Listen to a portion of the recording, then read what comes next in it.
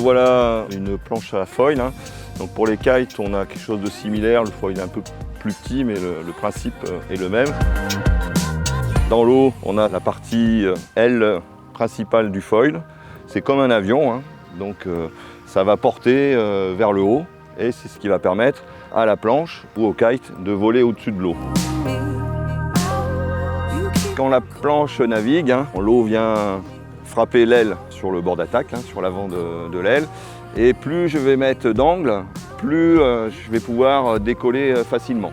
On voit qu'il y a aussi une petite aile derrière. Et c'est comme dans l'avion, vous avez les ailes et vous avez aussi une petite aile derrière, donc qui permet de stabiliser l'ensemble et d'avoir un vol relativement stable.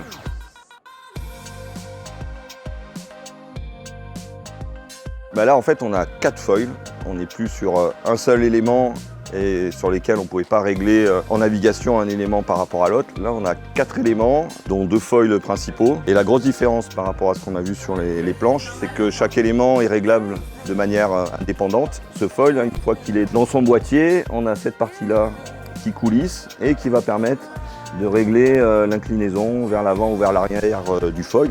Et donc ça va changer son angle d'incidence. Et c'est comme ça qu'on va gérer la portance des différents pieds sur lesquels est posé, on va dire, sur l'eau le Nacra 17. La partie qui est hors de la coque, c'est tout ça. Et suivant la hauteur où vole le bateau, on a plus ou moins de surface de foil dans l'eau.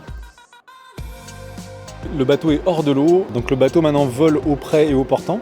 Quand il y a suffisamment de vent, ça a apporté vraiment beaucoup plus de vitesse, plus d'équilibre de la part de l'équipage. Et donc nos réglages doivent être de plus en plus fins pour atteindre les vitesses maximales. Au niveau sensation, le bateau a pris un petit upgrade et franchement, il est vraiment sympa. Pour un petit 17 pieds, il va très très bien.